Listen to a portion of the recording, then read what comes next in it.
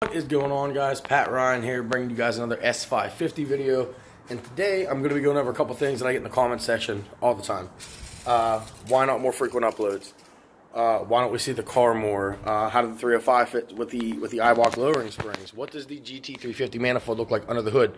Well, today, guys, we're going to go over all those, and I'm going to give you a little detail on what's going on with the car, because it hasn't been driven in a while due to a small hiccup, which happens, especially living out here in PA.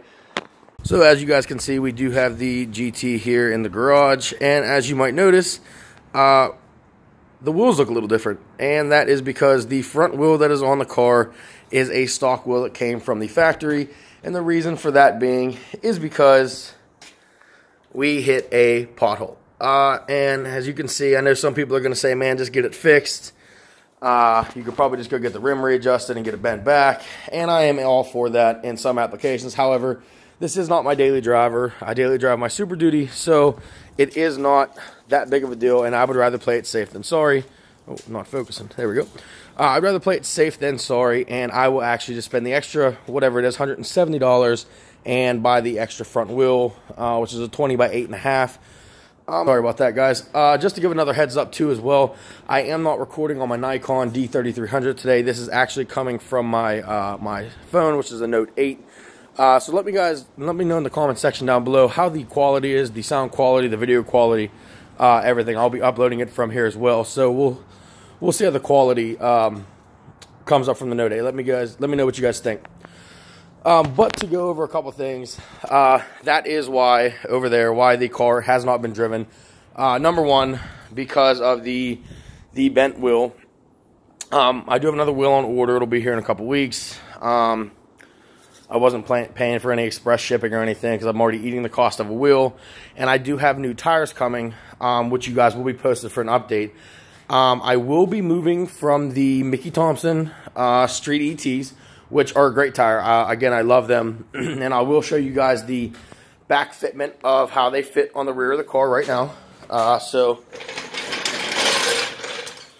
I get a lot of questions. How do they tuck? How do they fit? Well, guys, here is the street comps and how they fit in the rear tire well on the Eibach springs. And as you guys can see, I mean, like I said, it's a 305, and I mean, I still have, I would say you could probably get a finger and a half in there completely. There's a significant amount of room. It's not too low to where you're going to rub on anything, but it's low enough to look good and aggressive, and it doesn't hit the inner well of the tire or anything, so it's a good setup. 305s will fit. For anybody wondering if they will fit with the lowering springs, they definitely will. Now, guys, with that being said, I did say that I am steering away from the Mickey Thompsons. That is only because a good tire company that I really, really like, I have a lot of love for, just released a new tire. I'm not going to let it out yet what I'm getting. You guys will just have to stay posted. See when they come in, which I will have an install video when they come in. And hopefully you guys can stay tuned for that. And now getting to another question that I get all the time is, how does the GT350 manifold look underneath the hood of the car? Well, as you guys can see, if you're familiar with what a Coyote looks like, this is it. The GT350 manifold, in my opinion, is the best, and I don't want to say sleeper manifold for the car, because they're all appealing. You know, the Cobra Jet's appealing, the Boss 302 manifold is appealing, but to most car guys, to pop the hood of this, they would literally just think that this car just has a cold air kit with the JLT, and nothing else. Most people would not look at the intake manifold because it actually looks so OEM. The fitment of this is so OEM. The vacuum lines are OEM. Everything on this is obviously OEM because it comes off another Ford product. And I highly, highly recommend this product. I know it is more pricier than the Cobra Jet setup alone, you know, with the manifold being roughly $1,000. But for the drivability that you get for this car drives, like I said, damn near stock, and it pulls so hard top end, it's ridiculous. So I highly, highly, highly recommend the GT350 manifold. If you're looking for a track car and you don't really care about drivability, then go for the Cobra Jet setup, hands down. It does breathe more. It does make slightly more power, probably 3 to 5 wheel horsepower more. Nothing you're going to feel in the street, I promise you. But it has been proven that a lot of, you know, the top NA guys running S550s or even S197s are running the Cobra Jet manifold setup because it just works. I mean, the bigger twin jet throttle body gets a lot more air in, and it just breathes more. It's just what it is. But for drivability and the look and what I wanted, I went with this. To each their own. If you guys want the Cobra Jet or the Boss 302, go for it. Whatever you guys want, do it. I just get questions on how does this look underneath the hood of the car. This is the way it looks. It looks great. It looks like it was meant to be there. I also get often asked, what's your favorite model on your car? I will be 110% honest when I say this. My favorite model on my car is these right here. I don't know why Ford did not put these in from the factory. I feel like these are a very cheap upgrade. I'm trying to get it to focus in on here real quick for you guys. Oh, man. There we go.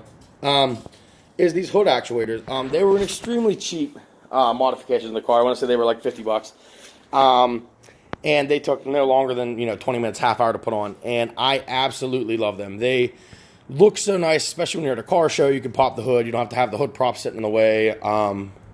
And I just love them. Those are hands down probably my favorite modification that is done to the car, simply just because they look so sleek and they just give the car such a good look. So that would probably be my favorite modification. Now, I will, as I always do, people call me fanboys, whatever, you guys can say whatever you want.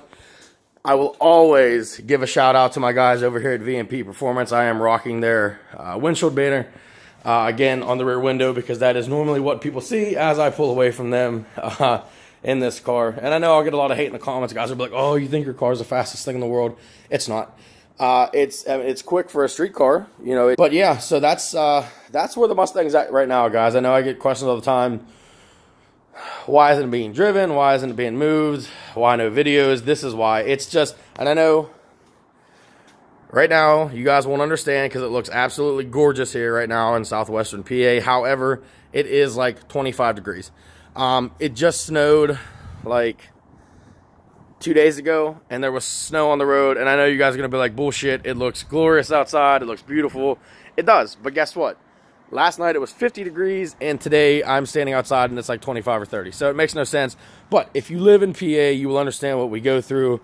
Because it's literally like ridiculous how often the weather changes here. So with that being said, guys, I just wanted to give you guys a quick update on the S550 and her whereabouts and what's going on with her, because I know she hasn't moved a lot, and trust me, it's depressing to me. Even though I love driving my Super Duty every day, I don't like the gas mileage. Fortunately, I found something that gets worse gas mileage than my Mustang, but it is what it is, and I hope to be back on the road soon, guys. So as soon as I get back on the road, I will be giving you guys an update on the new tires and giving you a review on those, and giving you guys a little look at the new ones. And like I said, guys, this is what the 305s look like. I'll show them again just because I know a lot of guys are asking, like, they do sink in a little bit at the top and they poke out at the bottom. Rear adjustable camber bolt will fix that. I just haven't got around to buying it yet. But that's about it, guys. The 305s will fit if you guys are wondering. So, other than that, guys, I'm going to get to swapping these tires out so I can drive it down the road once the new wheels and tires come in. So, hope all is well, guys. Take care, and I'll see you in the next one.